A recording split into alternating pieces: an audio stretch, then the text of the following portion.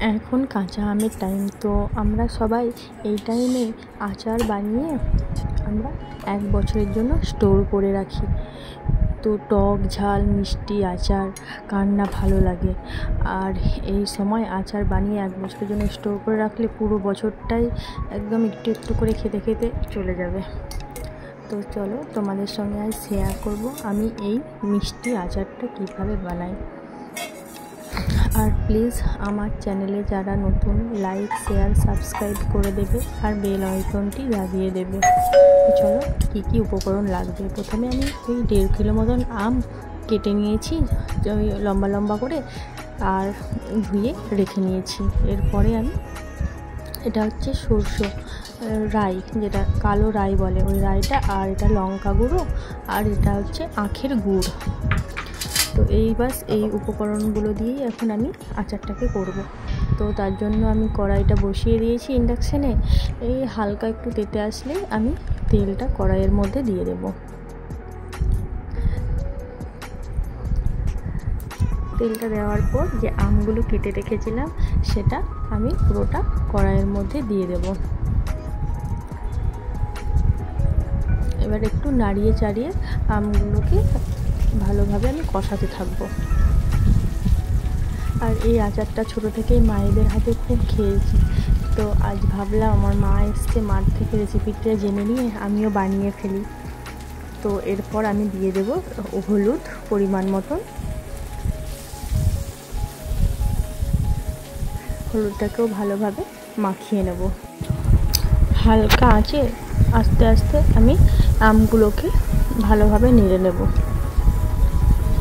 আঁচটাও বেশি দেবো না, কারণ তলায় লেগে যাওয়ার সম্ভাবনা থাকবে, কারণ এখন আমি এতে এক টোপাও জল দেবো না, সেই জন্য হালকা আঁচেই করব।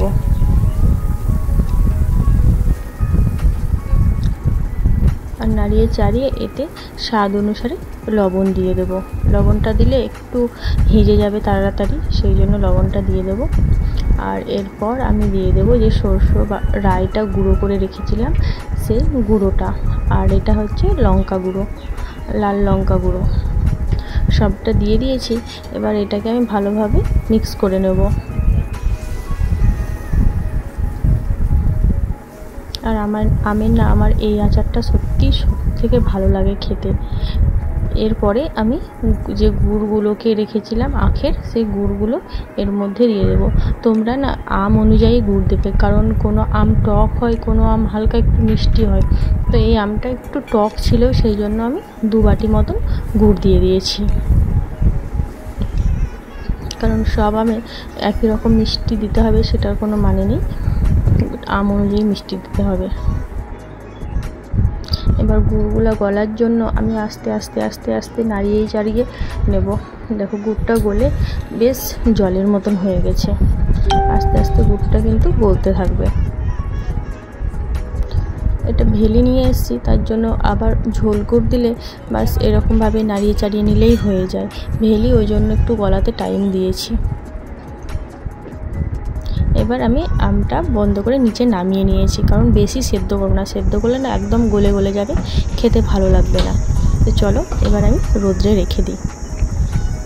তো ওই 2 থেকে 3 দিন মতন 3 দিনেরও বেশি লাগবে, 3-4 দিন মতন রোদ দিয়ে দেব। তো রোদ থেকে নিয়ে আসার পর যে মশলাটা দেবো তার জন্য লাগবে শুকনো লঙ্কা, এটা হচ্ছে মৌরি, এটা হচ্ছে মেথি দানা, আর এটা হচ্ছে জিরে। তো এইগুলোকে আমি ভালোভাবে কাঠখোলায় ভেজে নেব। কাঠখোলা বলতে তেল না দিয়ে শুকনো তাওয়াতে ভেজে নেব। আস্তে আস্তে একটু বেশ গন্ধ বেরিয়ে আসলে এটাকে নামিয়ে দেবো, বেশি যেন জ্বলে না যায়। আমার ভাজা হয়ে এসছে, বেশ লাল লাল হয়ে গেছে। তো এগুলোকে আমি এখন নামিয়ে নিলাম। এরপরে এটাকে আমি সিলবারটায় পিষে নেব। তাহলে ঝালটাও বেশ খুব সুন্দর হবে। তার জন্য আর একটু লঙ্কাও দিয়ে দিয়েছি, আগে তো দিয়েছি লঙ্কা গুঁড়ো, তার সঙ্গে এখানেও 2টো লঙ্কা দিয়ে দিয়েছি। তো আমার মশলাটা গুঁড়ো করা হয়ে এসছে, দেখো হালকা একটু দানা দানা থাকলে না ভালো লাগে। এরপর আমি এই মশলাটা আমের মধ্যে দিয়ে ভালো করে আমটাকে মাখিয়ে দেবো মশলা দিয়ে। ওয়াও, বলতে বলতেই না আমার জিভ দিয়ে জল চলে আসছে। সত্যি এই আচারটা অপূর্ব লাগে। ভাতের সঙ্গে বলো, শুধু মুখে বলো, সব সময়তেই ভালো লাগে। আর তোমাদের যদি রেসিপিটা ভালো লাগে প্লিজ তোমরা কমেন্ট করবে আর জানাবে রেসিপিটা কেমন হয়েছে। তো আমি আবার তোমাদের সঙ্গে নতুন একটা ভিডিও নিয়ে আসব। তোমরা একটু পাশে থেকো, সাপোর্ট করো, তাহলেই নিত্য নতুন ভিডিও আনতে আমারও ভালো লাগবে। দেখো পুরো মাখানো হয়ে গেছে সবটা। এবার আমি জারের মধ্যে ভরে দেবো।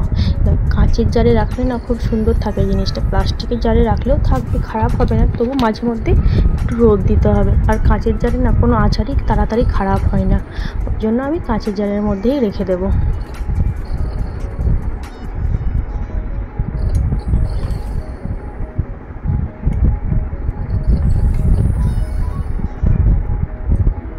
পুরো আচারটা আমার ভরা হয়ে এসছে, সেই কালার এসছে আর সেই টেস্ট হয়েছে।